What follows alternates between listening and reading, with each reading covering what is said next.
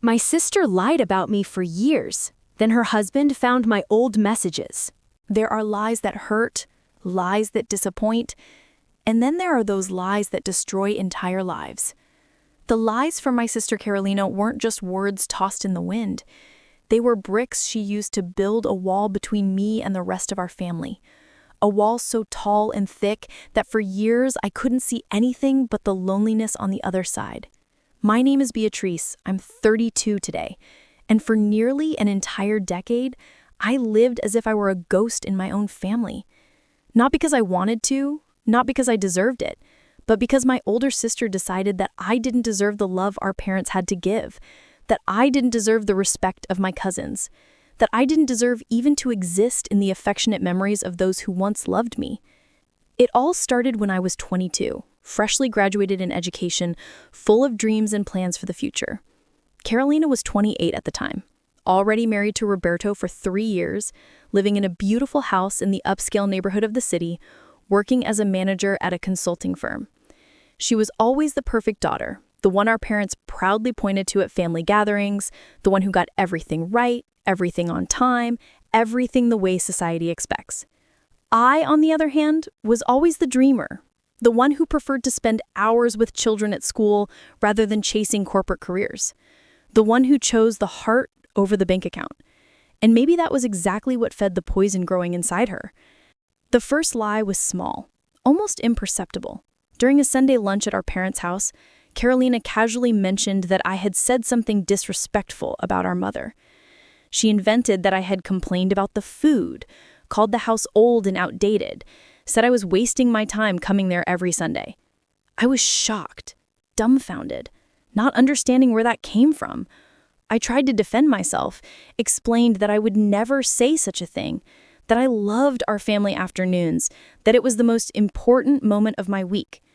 But Carolina had a special talent for lying. She cried, said she was hurt to have to tell this, that she just wanted to protect our mother from more suffering, that I had always been ungrateful, but now I was crossing the line. My parents were confused that day. I saw the doubt in their eyes, that glimmer of uncertainty that hurt more than any direct accusation.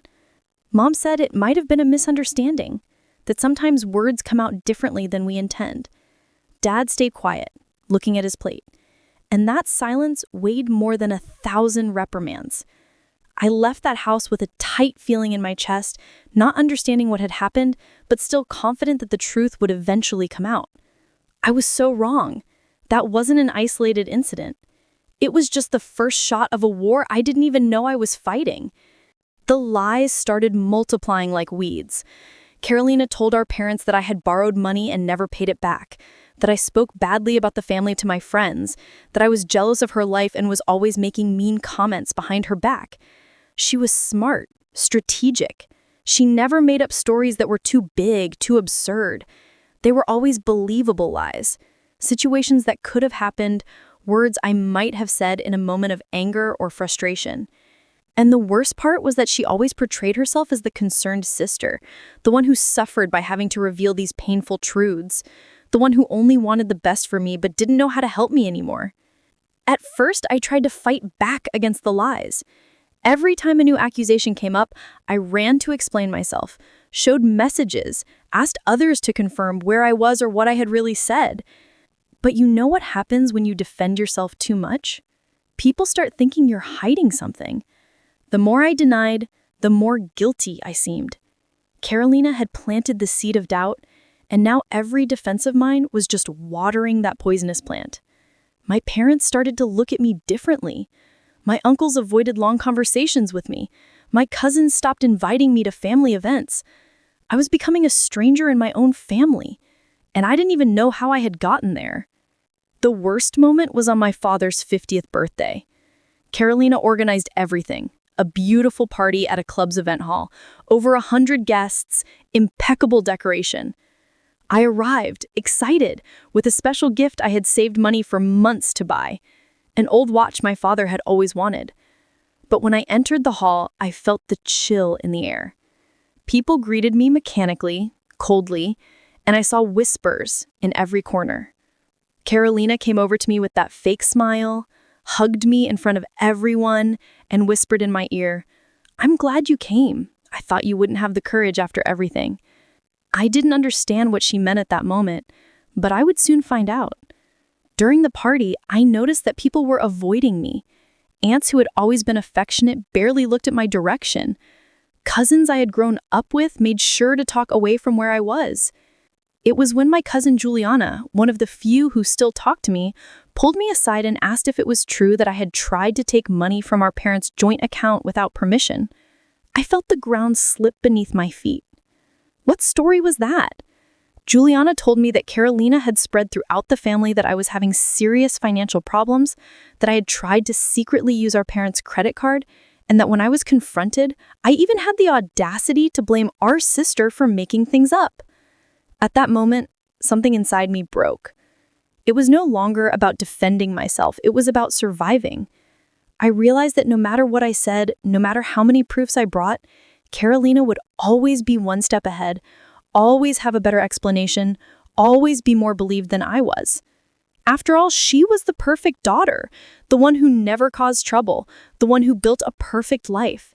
And I was just the younger sister who, according to her narrative, was losing her way, becoming someone bitter and jealous. I left that party early, with a broken heart. I didn't even manage to give my father the gift in person. I left it on the gift table and left, feeling the weight of dozens of judging eyes on my back. That night, I cried until I had no more tears. I thought about confronting Carolina directly, shouting the truth for everyone to hear, but I was already so tired, so emotionally exhausted. I decided that maybe it would be better just to distance myself, create some space, protect the little that was left of my mental sanity. And that's exactly what I did. In the following months, I started showing up less and less at family events. When it was absolutely necessary to be there, I would go, sit quietly in a corner, greet who I had to greet, and leave as quickly as possible. My parents noticed my distance, of course, but Carolina had already prepared the ground. She said I was isolating myself because I couldn't handle my own mistakes, that I was embarrassed by my behavior, and that's why I preferred to run away from the family. Her narrative always made sense. It always had a perverse logic that fit perfectly in the situation. Years went by, and the distance between me and my family only grew. I immersed myself in work, dedicated myself entirely to the children at the school where I taught, found refuge in the innocent smiles and sincere hugs from my students. They didn't know about the lies, didn't have preformed judgments about who I was. To them, I was just Teacher Bia, the one who told funny stories, who had infinite patience, who made them feel safe and loved. In those four walls of the classroom, I was still someone of value. But the nights were hard. I would go back to my small, empty apartment, and the silence was deafening. I looked at the old photos on the shelf, photos of when Carolina and I were children, hugging, smiling, seemingly inseparable. Where did it all go wrong? What did I do to deserve such hatred? These questions tormented me, spinning in my head endlessly, with no answer. I relived every moment, every conversation, trying to find the exact point where I became the villain in the story of my own life. But I couldn't find it. No matter how hard I searched, no matter how much I analyzed every detail, I couldn't identify a mistake so big that would justify years of systematic defamation. Meanwhile, Carolina just thrived. Her career soared, she was promoted to regional director, won performance awards, became a reference at her company. Her personal life also seemed perfect on social media. Photos with Roberto on trips to Europe, dinners at fancy restaurants, important social events.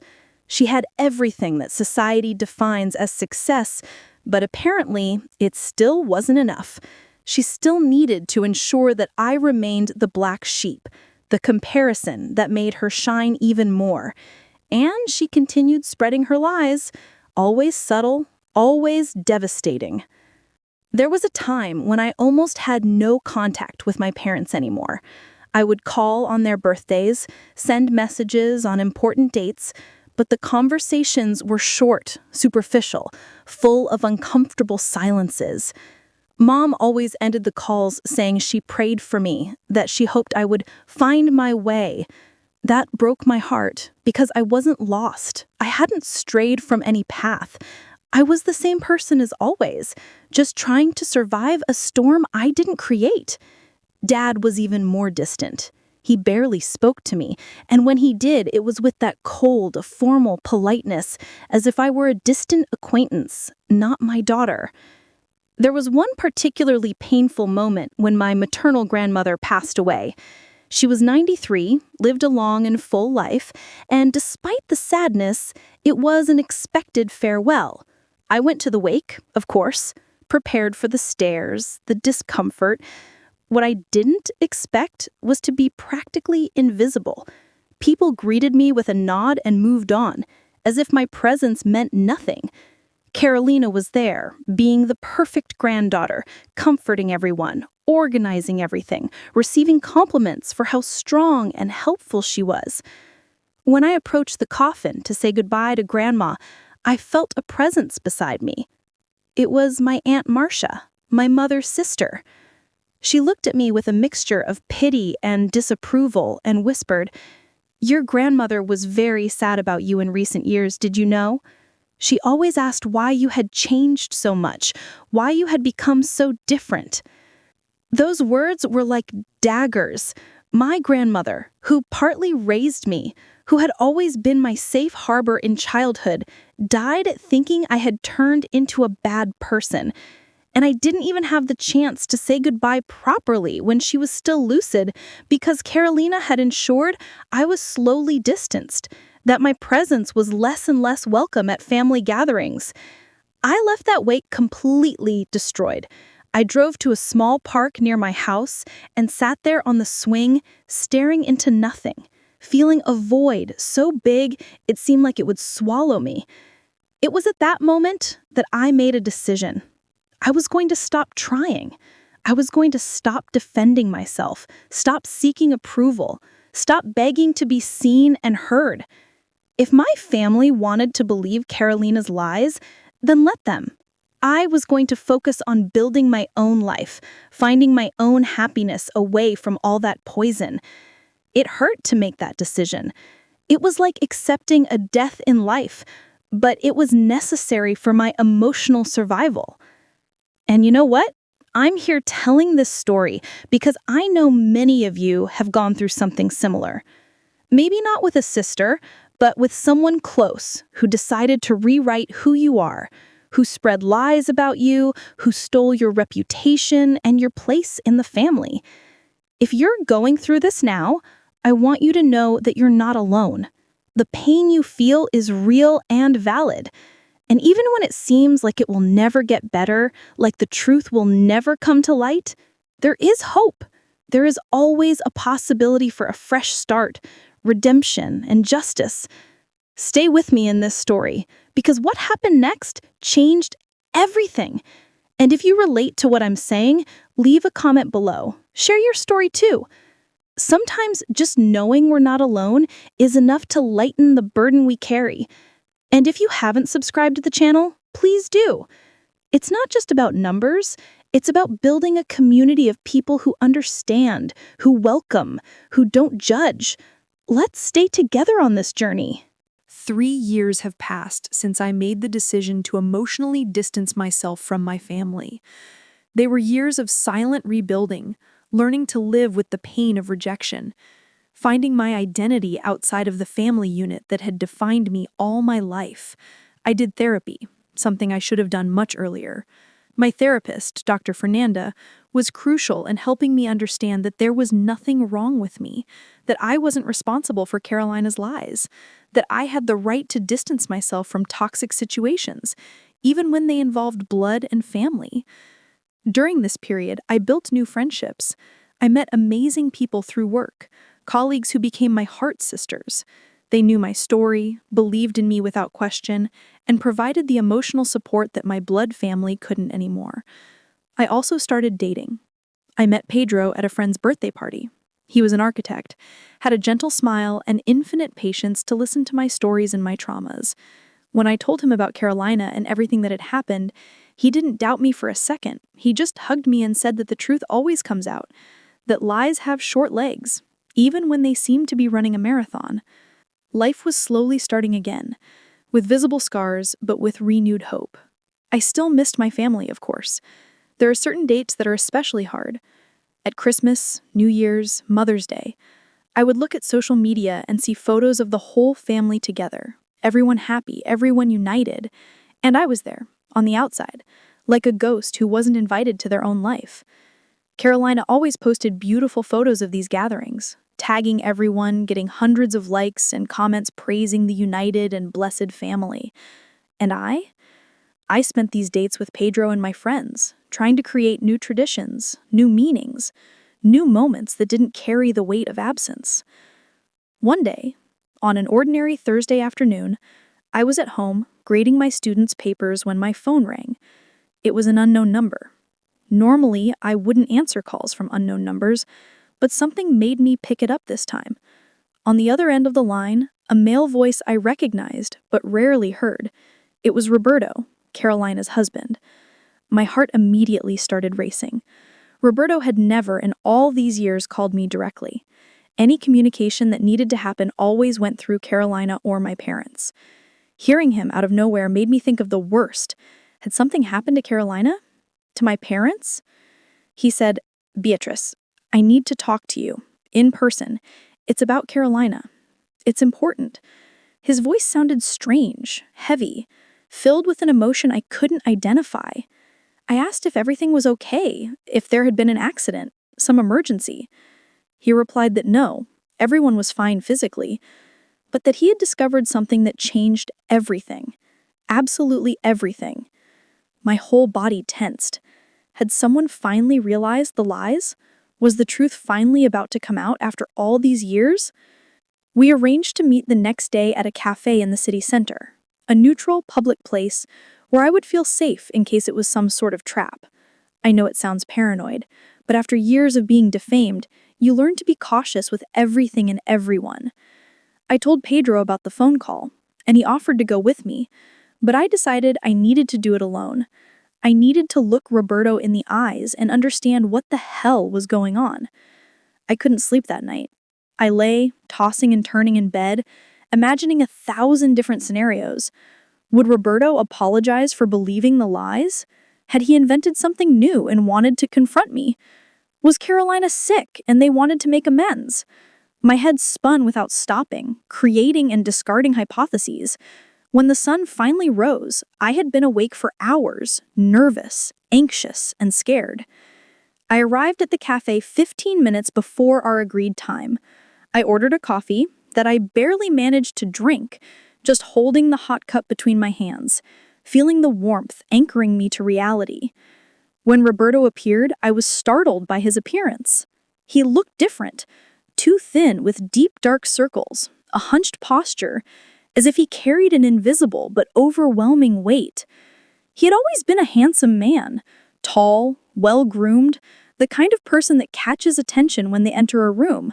But the Roberto who sat across from me that day looked like a shadow of the man I once knew. He ordered a black coffee, took several deep breaths, as if gathering courage, and then opened a bag that he had brought with him. From it, he took an old tablet, one of those old models that no one uses anymore. I recognized that tablet immediately. It was mine, an iPad my parents had given me when I graduated college, years ago. I had lost that tablet, or at least that's what I thought. I had searched for it for months, turned my house upside down, my car, asked everyone, but it had simply disappeared. And now there it was, in Roberto's hands, placed on the table between us like a criminal piece of evidence. Roberto looked at me with eyes full of tears and said something that made my world stop. He said, "Beatrice, I found this at the bottom of Carolina's closet, hidden inside a shoebox that she swore she had thrown away years ago. I only found it by accident because we were doing some renovation in the closet. Beatrice, I read everything. All of your old conversations, all of your emails, all the messages you exchanged with your friends and family over the years, and I found something that made me absolutely sure of one thing. My wife is a compulsive liar, and you are completely innocent of everything she accused you of. I felt the world spinning. My tablet. Carolina had taken my tablet all those years ago. She had hidden it. She had read everything. She had used the information from my private life to build her lies, to anticipate my defenses, to always stay one step ahead. And now Roberto knew. Roberto had seen the truth with his own eyes. Tears started flowing down my face before I could even fully process what Roberto had just said. It was years of pain, injustice, and loneliness spilling out there, at that cafe table, in front of someone who finally believed me. Roberto pushed the tablet toward me and told me to look, that he had marked several specific conversations, several pieces of evidence of what he was talking about. With shaking hands, I grabbed that device that used to be mine and started navigating through the folders he had highlighted. There were all the conversations I had with my best friend at the time, Camilla, venting about how confused I was by Carolina's accusations, how I didn't understand where those stories were coming from, how I was suffering from being distanced from the family. There were messages to my cousin Juliana, explaining that I had never tried to take money from my parents, that it was a ridiculous lie. There were emails exchanged with my mom, full of love and respect, proving that I had never said the horrible things Carolina claimed I had said. There were conversations with colleagues from work, where I spoke of my family with love and longing, even after everything that had happened. Each conversation I reread was like a knife to the chest, but also like a balm on a wound that had never been treated. There it was, the proof. There it was, my innocence documented, word by word, feeling by feeling. Roberto told me that when he found the tablet and started reading, at first he was confused. He didn't understand why Carolina would keep something of mine so hidden, but the more he read, the more the pieces of the puzzle started to fit together. He remembered all the times Carolina came home with a new story about me, always at just the right moment, always with details that seemed too true to be made up. She realized that she was using the information she read on the tablet to anticipate what I was going to say, to build lies that were impossible to refute, because she knew exactly what my private conversations were, what my vulnerabilities were, what my plans were. When I told someone I was going to do something, Carolina already knew because she had read my messages. So she created a different narrative, a distorted version of the facts that always painted me as the villain. It was a level of manipulation so deep, so calculated, that even Roberto, who lived with her, who shared a bed with her every night, took years to realize. I asked him what had made Carolina finally confess, if he had confronted her. Roberto ran his face over his head, exhausted, and told me that when he found the tablet, he first took photos of everything, saved all the conversations to another device to have proof. Then, that same night, he waited for Carolina to come home from work and placed the tablet on the dinner table. She turned pale when she saw it. She tried to make up an excuse, said she had found the tablet somewhere and had kept it to return to me but forgot. But Roberto was no longer the naive man from years ago. He showed her the screenshots, showed her that he knew she had accessed my conversations, that she had used that information against me. Carolina tried to minimize, said she was just protecting the family, that I was a danger, that she needed to know what I was planning. But the more she spoke, the more she tangled herself in her own lies. Roberto asked about specific episodes that Carolina had told the family over the years. He asked for proof, asked for details she couldn't make up, and Carolina couldn't answer. One by one, the lies came crashing down like a house of cards. The argument lasted for hours. Carolina cried, begged, tried to turn the tables by saying that Roberto was being controlled by me, that I had always wanted to destroy their marriage, that all of this was a setup. But for the first time in years, someone didn't believe her. Roberto grabbed his things and left the house that same night. He had been staying in a hotel for 3 days when he called me. He said he needed to tell me everything, that he couldn't live with that truth weighing on his conscience, that I deserved to know that I wasn't crazy, that I hadn't imagined anything, that everything I suffered was real and unjust. We talked for more than 2 hours that day at the cafe. He apologized to me repeatedly, said he felt like a coward for not realizing it sooner, for not questioning Carolina's stories more. But I explained to him that it wasn't his fault, that Carolina was extremely convincing, that she had fooled the whole family for years. But the truth was, I was also angry with him, angry with everyone who believed her without giving me the benefit of the doubt, without investigating deeper, without at least trying to listen to my side of the story with an open mind. Then Roberto asked me a question that changed everything. "What do you want to do with this information, Beatrice? I can give you copies of everything. I can testify to what she did.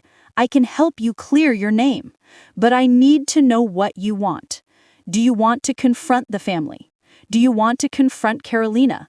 Or do you just want to move on with your life knowing that you were right all along?" It was a fair question, an important question. And for the first time in years, I had the power to decide what would happen next.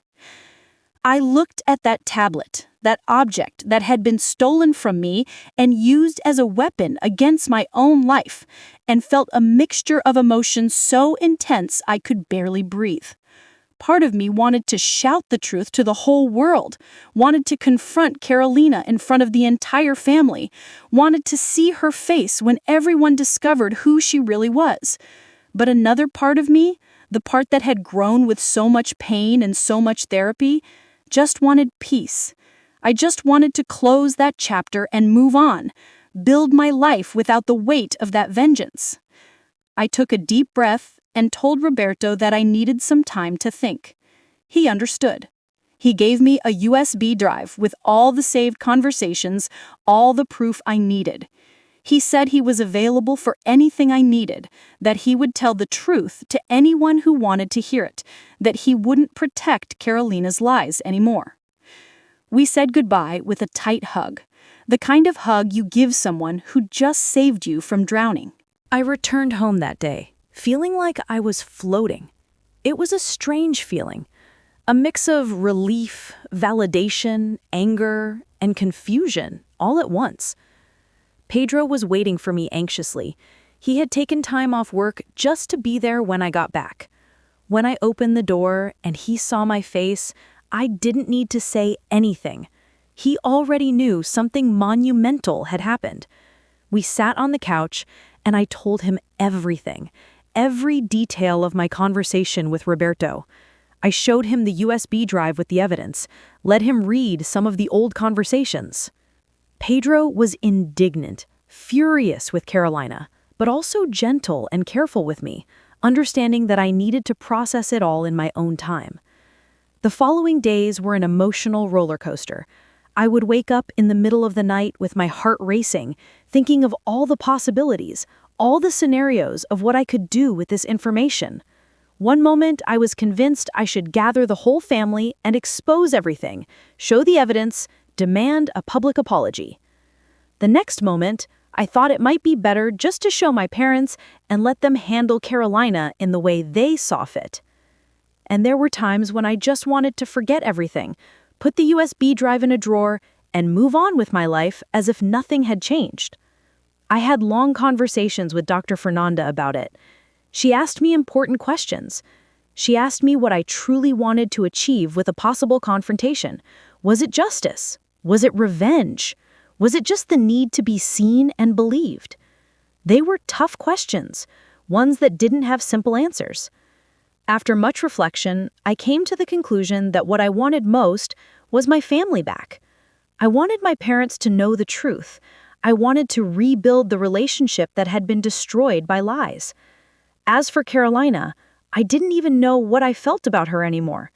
It was such a complex mix of hurt, anger, pity, and even a little sadness for the sister I thought I had, but who never truly existed. I decided to start with my parents. I called my mom, for the first time in months, taking the initiative to start a conversation. She was surprised but happy to hear my voice. She said she missed me and prayed for me every day. That broke my heart because she shouldn't have to pray for a daughter who was never lost. I asked if she and Dad could meet me for an important conversation, that I had something serious to discuss. Mom was worried, asked if everything was okay, if I was sick, if something bad had happened. I reassured her that I was fine, but that we really needed to talk in person. We scheduled to meet the following Saturday at their house. Those were the longest days of my life. I rehearsed in my head what I was going to say 1,000 times. I organized all the evidence, prepared a timeline of events, and was determined to do it as clearly and objectively as possible. Pedro offered to go with me, but I knew this was something I needed to do alone. It was a reckoning with my own story, with my own family. When I arrived at my parents' house that Saturday, my heart was beating so loudly I thought I might faint. The house was the same, with that familiar smell of coffee and cake that always reminded me of my childhood. Mom greeted me with a tight hug, tighter than I had received in years. My dad was in the living room, stood up when he saw me, and nodded with that coldness that had become the norm between us. We sat the three of us at the kitchen table, the same place where so many important family conversations had happened over the years. I started slowly, explaining that what I was about to tell them would completely change their perception of the last few years. I saw the worry grow on my mother's face. My dad crossed his arms, that defensive posture he always took when he prepared to hear something difficult. Then I told them everything. I told them about the meeting with Roberto, about the stolen tablet, about the conversations Carolina had read and used against me. I showed them the USB drive, opened the laptop I had brought, and started showing them the evidence, one by one. My parents were silent as they read. I saw tears start to fall down my mother's face. My dad went pale, completely still, only moving his eyes across the screen as he read message after message. I showed them the conversation where Carolina accused me of calling their house old and outdated, and then I showed them my real messages to Camila on that very same day where I spoke fondly of the house, how I loved the Sunday lunches, how it was my refuge. The contradiction was glaring, impossible to ignore.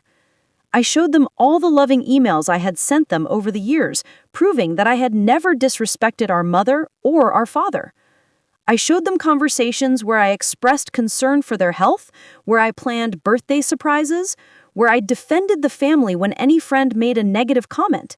It was one piece of evidence after another, painting a completely different picture of the person Carolina had portrayed me as. The silence in the kitchen was heavy, only broken by my mother's stifled sobs. When I finished showing everything, my father finally spoke. His voice was trembling, filled with an emotion I rarely saw in him. He said, "Beatrice, I don't even know where to begin in asking for your forgiveness for what we did to you. I believed everything your sister said without questioning, without investigating, without even giving you the benefit of the doubt. And now, seeing all of this, seeing the truth with my own eyes, I realize we failed you in the worst possible way. A daughter should never have to prove her innocence to her own parents this way." My mother couldn't stop crying. She stood up, came to me, and hugged me with such force, as if trying to make up for all the hugs she hadn't given me in years. She kept repeating, "Forgive me, my daughter, forgive me. I was a horrible mother. I should have believed in you. I should have realized something was wrong. Forgive me, please." I was crying too. It was impossible not to. That moment I had imagined so many times was finally happening, but it hurt in ways I hadn't anticipated. It hurt because it was real, because it was too late to recover the lost years, because the trust that had been broken left scars that might never fully heal. Look, I know this story is getting long and intense, And if you've made it this far, it's because somehow you connect with what I'm sharing. Maybe you too have been wronged by someone close to you. Maybe you know someone who has gone through something similar. Or maybe you just understand that families are complicated, that the people who should protect us are sometimes the ones who hurt us the most. I want to ask one thing from you. If you're feeling something while listening to this story, leave a comment telling me what you're feeling. Share your experience. Share what you're feeling. Tell me if you too are seeking justice or peace, or just trying to understand how to move forward. And if you haven't subscribed yet, please do now. It's not because I need the numbers, but because we're building a family here, a family that chooses to believe in each other, that embraces without judgment, that understands that our stories matter. Let's continue together on this journey. We stayed there, in the kitchen, for hours, talking, crying, trying to rebuild years of misunderstandings with words that seemed too small for the enormity of what had happened. My father, who had always been a man of few words, opened his heart in a way I had never seen before. He told me how guilty he had felt all these years, how something inside him always told him that something was wrong, but he silenced that voice because it was easier to believe Carolina than to face the possibility that he had failed as a father. He said that every time I distanced myself more, every family event I missed, every phone call that became shorter, it was like a stab in him. But he didn't know how to fix something he thought I had broken. My mother was shattered. She had always been more emotional than my father, more present, more demonstrative, and precisely because of that, I think the guilt weighed even more heavily on her. She recalled specific moments when I tried to defend myself, times when my eyes were pleading to be believed, and she had chosen to believe Carolina. She remembered my father's 50th birthday party, how I left early, and she didn't even go after me to ask what had happened. She remembered my grandmother's wake, how she saw me sitting alone in a corner and didn't do anything to change that. Each memory was a new wound opening, and I saw my mother falling apart under the weight of her own choices. I tried to comfort them, which was an irony, considering I was the victim in this story. But I couldn't take pleasure in seeing my parents suffer. They had been manipulated too, in a different way, but they had been victims of Carolina's lies just like I had. The difference was that they had the power to protect me and didn't. They had the responsibility to investigate deeper and didn't. And that choice to believe without questioning was something that would take time to fully forgive, if it could ever be forgiven. My father finally asked what I expected from them now. It was a fair question. I had exposed the truth, but what would come next? I replied that I wanted to rebuild our relationship, but on my time, at my pace. That I didn't expect everything to go back to the way it was overnight, because honestly, I wasn't even sure I wanted it to go back to the way it was. The Beatrice from before was naive, too trusting, believed that family love was unconditional and unshakable. The Beatrice I was now knew that even love has limits, that even family can abandon you, and that trust, once broken, needs to be rebuilt brick by brick. I also told them that they needed to confront Carolina, that I wasn't going to do it for them, that it was their responsibility as parents. Carolina needed to face the consequences of her actions. She needed to be held accountable, not only by me, but by the entire family she had manipulated. My father agreed, said he would arrange a meeting with her, that he wouldn't allow this to go unnoticed. Mom was more hesitant, not because she didn't believe me now, but because it was hard to accept that one daughter could do something so cruel to the other. But she also agreed that there needed to be a confrontation, that the truth needed to be spoken out loud in front of everyone. Before I left, my mom asked me to stay for dinner. It was a simple request, but it carried so much meaning. I agreed. We ate together for the first time in years, and despite the still heavy atmosphere, there was also a beginning of healing there. We talked about simple things, about my work, about the kids at school, about Pedro. My parents were happy to know I had someone in my life, someone who supported me and believed in me. They asked to meet him soon, and I promised I would when the time was right. When I finally left their house, it was already night. I looked at that house where I grew up, where so many good and bad memories had happened, and I felt a glimmer of hope. Maybe it really was possible to start over. Maybe the wounds could heal, even if the scars would always remain. On the way back to my apartment, Roberto called me. He had heard from my parents that I had told them everything. He said that Carolina knew too, that she had called him furious, accusing him of telling me about the tablet, of betraying her trust. Roberto laughed bitterly when he told me this, saying it was unbelievable that even at this point, with all the evidence against her, Carolina still tried to play the victim. Roberto told me he had started the divorce process. He couldn't look at Carolina the same way anymore, that every time she opened her mouth, he would wonder what was true and what was a lie. He said it was probably going to be a complicated divorce, that Carolina wouldn't accept it easily, but that he was at peace with his decision. I thanked him again for having the courage to come to me, to tell me the truth, to choose what was right, even if it meant destroying his own marriage. He said it wasn't courage, it was the least decency any human being should have.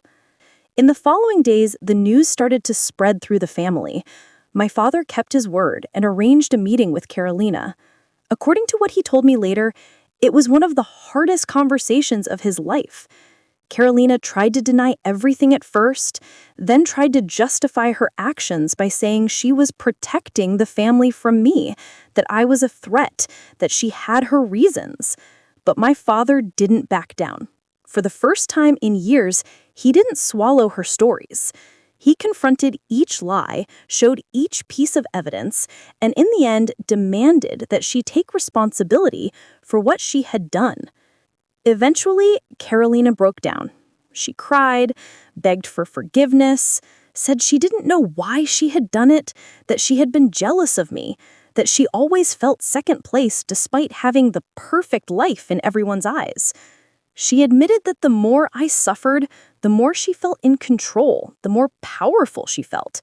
It was a sickening confession, disturbing, revealing a side of my sister that I never imagined existed.